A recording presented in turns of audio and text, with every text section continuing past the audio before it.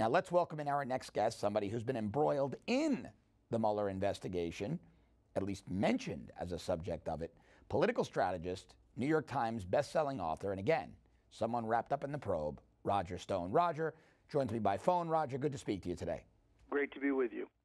Now, Roger, the president tweeted something very complimentary about you yesterday, but before we get into that, what do you think? You've been embroiled in this from the beginning. Do you think that this investigation is wrapping up in the next few weeks? Well, I can't really tell. I do know that after $30 million and 2 years of investigating, in my case, 2.5, because my lawyers have determined that I was under Obama administration surveillance during the presidential campaign of 2016, there is still no evidence of Russian collusion between the Russian state and Donald Trump's campaign. Mr. Mueller has produced some evidence of low-level Russian meddling on Facebook. Ivan and Boris spent $100,000 on poorly written Facebook ads that probably didn't impact anybody. But I still am not seeing the Russian collusion that we've read so much about in the mainstream media. I don't think it exists.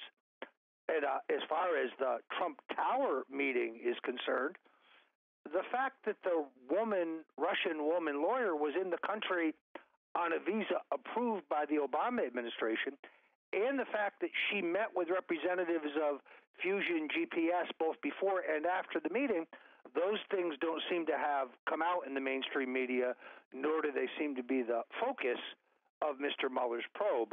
I don't see what's illegal about that meeting. Nothing really happened there, and there's no evidence the president even knew about it to begin with. Yeah, Roger, you echo the sentiment of many. How could a meeting, business meeting, that took place with someone who was in the country legally be illegal? But it sure seems to me, again, my opinion, that Mueller is becoming the arbitrary decider of what is and isn't legal. This investigation makes me very uncomfortable. All right, let's talk about someone you've been linked to in several news reports. That's Wikileaks' Julian Assange. Now, there are reports that Paul Manafort, Trump's former campaign manager, reportedly tried to strike a deal with Ecuador. Assange is, of course, held up in the Ecuadorian embassy in London. That Manafort tried to cut a deal with Ecuador to get Assange to the United States. And the New York Times is reporting that Manafort went to Ecuador last year and tried to get a deal done with China to invest in the country's power system, and then in exchange get Assange to the U.S. That deal never happened. Let me ask you flat out, do you think there's merit to this New York Times report, or is it, as the president has said many times, fake news? I can't speak to the story. I did read it. I found it pretty incredible. I'm not sure what it means. I can only speak to my own non-relationship with WikiLeaks. Let me make it clear yet again, because I didn't say anything on ABC with George Stephanopoulos this past Sunday that I haven't been saying for the last 2 years. There is no evidence or proof whatsoever that I had advance notice of either the source or content of the WikiLeaks disclosures, neither allegedly hacked emails nor allegedly stolen emails, or that I had any communication whatsoever with Assange or WikiLeaks in 2015 or 2016. That's just a fact, and I have said repeatedly that no matter what Mr. Mueller does, I'm not going to bear false witness against the president. I'm not going to make up lies against the president, no matter what kind of pressure is brought against me. I've done nothing illegal in connection with the 2016 election or anything else, and I really do regard this whole thing as a partisan witch hunt. The fact that the woman leading the investigation into me previously represented the Clinton Foundation in the matter of Hillary Clinton's missing emails. Now, Roger, for the viewers, we're talking about one of Mueller's prosecutors, Jeannie Rhee, correct? Correct. That is correct. Okay. But that's a stunning conflict of interest. Also involved in the potential prosecution of Roger Stone is a man named Aaron Zelinsky. He's the guy who ran the investigation into Uranium One and overlooked the Russian energy company's bribery of American officials. So people with an intrinsic conflict, interested in covering up the crimes of the previous administration, leading the investigation into Roger Stone and Donald Trump, I think that just demonstrates the partisan nature of this entire witch hunt. And I do think Zelensky is the individual who questioned Dr. Jerome Corsi as well, so he's integrally involved. All right, let's talk about the tweet. President Trump mentioned you on Twitter yesterday, Roger. He quoted you first, quote, "I will never testify against Trump," end quote. This statement was recently made by Roger Stone, essentially stating that he will not be forced by a rogue and out-of-control prosecutor to make up lies and stories about President Trump. Nice to know that some people still have guts, exclamation point. Now, left-leaning pundits predictably jumped all over that. Media outlets like MSNBC jumped all over it and said that the president's tweet constituted witness tampering, implying that you would be influenced by that tweet. Let's listen to what one of MSNBC's Morning Joe hosts had to say about it earlier today. In a bid to defend his client, the president's lawyer, Rudy Giuliani, claimed Trump's tweet did not amount to obstruction of justice because the president is only encouraging someone not to lie. Daniel, as you said a few minutes ago before we came on the air, that statement from Rudy Giuliani echoes one you've heard from every person you've ever seen tamper with a witness as a prosecutor. It is the only defense to witness tampering. I'm not telling them to lie. I'm not telling them to lie. I'm just simply telling them to tell the truth. We don't have to go much further than Paul Manafort to understand how witness tampering works.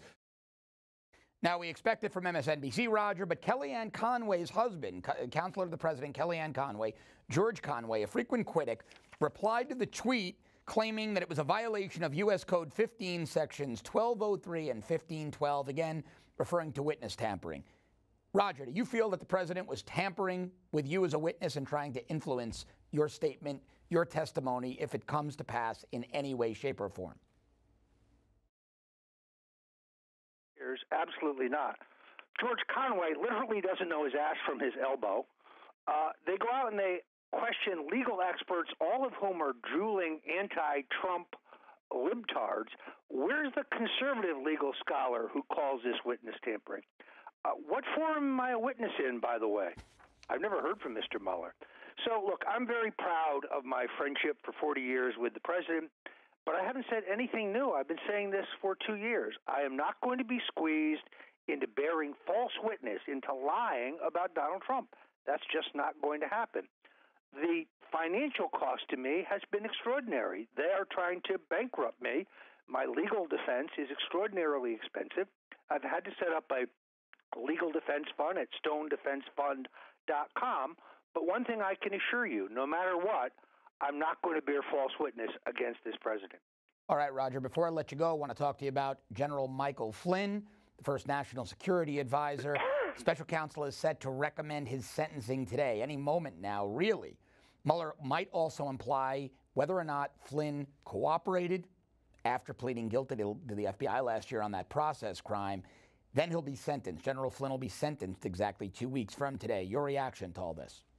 Well, the FBI report indicates that he didn't lie at all. That's what's amazing about this. I think General Flynn is a great patriot, and it's a perfect example of what happens when they destroy you financially. He had to sell his home. He ran out of the resources to defend himself, and he ended up being forced to plead guilty to a process crime that he really didn't commit. That's precisely what I'm trying to avoid by setting up a legal defense fund. I'm hopeful the president will pardon Mike Flynn. I think his greatest days of public service are ahead of him, and I think he's actually done nothing illegal at all. Roger Stone, it's always a pleasure to speak to you, Roger. Thanks for being here. Apologize we can't do this via video, but next time. You got it.